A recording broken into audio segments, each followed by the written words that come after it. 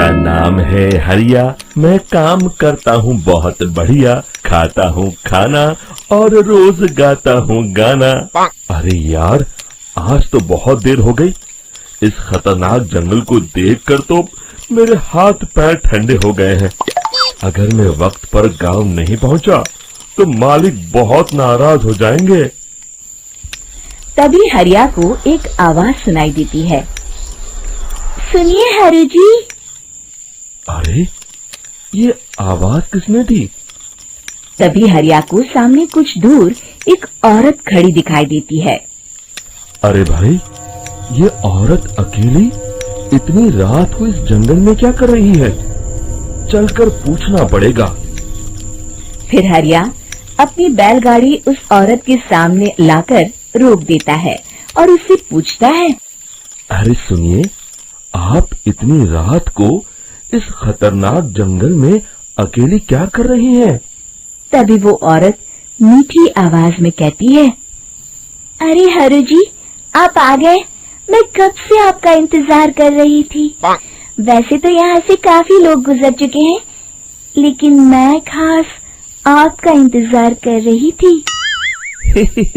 अच्छा, तुम सच कह रही हो? मुझे तो यकीन नहीं हो रहा है। वो क्या है ना, आज तक किसी ने मुझसे इतने प्यार से बात नहीं की। हाँ हाँ हरु जी, मैं सच कह रही हूँ। अब देर मत करिए और जल्दी से मुझे मेरे घर तक छोड़ दीजिए।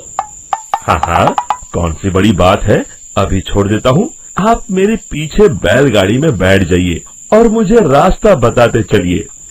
फिर वो औरत हरिया की बैलगाड़ी में बैठ जाती है और हरिया बैलगाड़ी हाँकता हुआ आगे चल पड़ता है।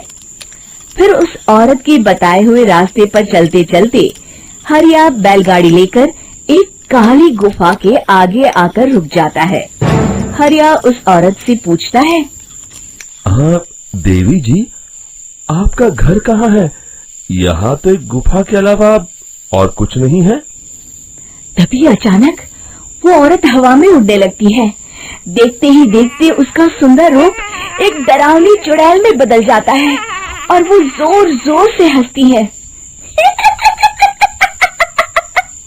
अरे तू तो एक नंबर का बेवकूफ निकला। तू तो बड़ी आसानी से मेरी बातों में आ गया। अरे मर गया रे, ये तो एक चुड़ैल है। हे भगवान बचा ले, ये तो बड़ी डरावनी दिखाई दे रही है। और फिर अगले ही पल हरिया की बैलगाड़ी में रखा सारा सामान हवा में उड़ता हुआ उस काली गुफा के अंदर चला जाता है और वो चुड़ैल भी उस गुफा के अंदर जाकर कहीं गायब हो जाती है। हरिया ये नजारा देख बुरी तरह घबरा और परेशान हो जाता है। अरे, ये चुड़ैल तो मेरा सारा सामान लेकर गुफा में गायब हो गई। अब क्या होगा? अगर मैं गांव खाली हाथ गया तो मालिक मेरी अच्छी खबर लेंगे। मेरी इस बात का कोई यकीन भी नहीं करेगा। फिर आखिर वही हुआ।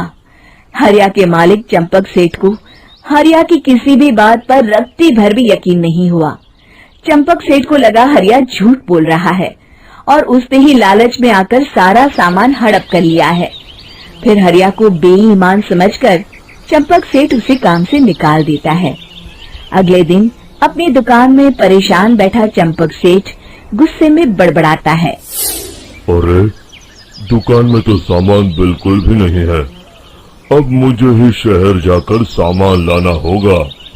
फिर वो अपनी बैलगाड़ी लेकर शहर चला जाता है। शहर से सामान लेकर जब चंपक सेठ वापस गांव लौट रहा होता है, तभी उसे एक आवाज सुनाई देती है। चंपक जी, ओ चंपक जी। अरे, ये तो कोई मेरा नाम लेकर मुझे पुकार रहा है। फिर उस रास्ते में वही औरत खड़ी दिखाई देती है। फिर क्या था, हरिया की तरह चंपक सेठ भी उस औरत के पास अपनी बैलगाड़ी लेकर जाता है और वो भी उसकी चिकनी चुपड़ी बातों के मुंह जाल में फंस जाता है। फिर चुड़ैल उसे भी अपनी गुफा तक ले जाती है और उसका सारा सामान लेकर गुफा में गायब हो जाती है।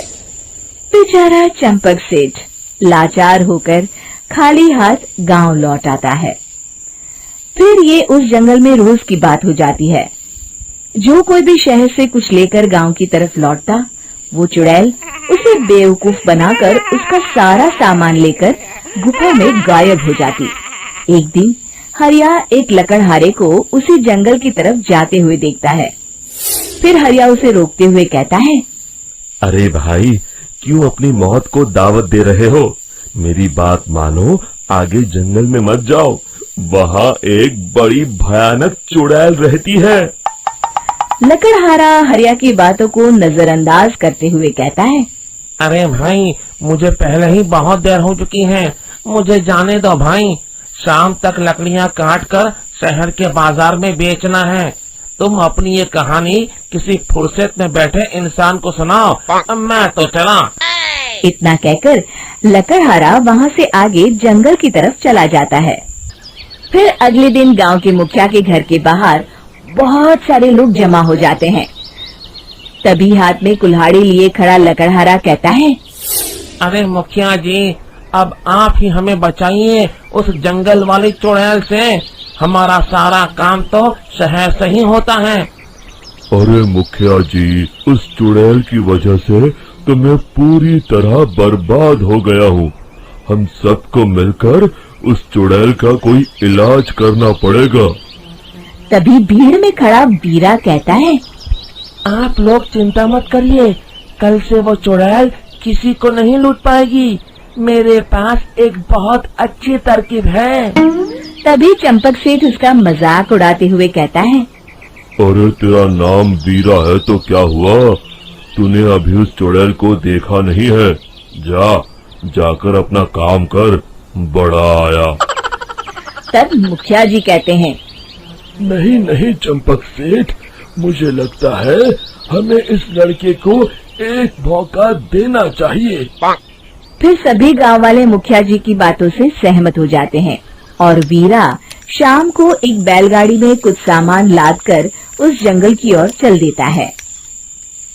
वीरा, ओ वीरा, कहाँ जा रहा है? तभी वीरा मुड़ के देखता है, वही चुड़ैल एक औरत के रूप में खड़ी है। अरे बहन जी, मैं आपको ही ढूंढ रहा था। देखिए, मैं आपके लिए क्या लाया हूँ। अरे वाह, तो खुद मेरे लिए इतना सामान लाया है। तू ही अकेला गांव में समझदार है। जरा देखो, मैं भी खोल के, बड़े भूख लगी है।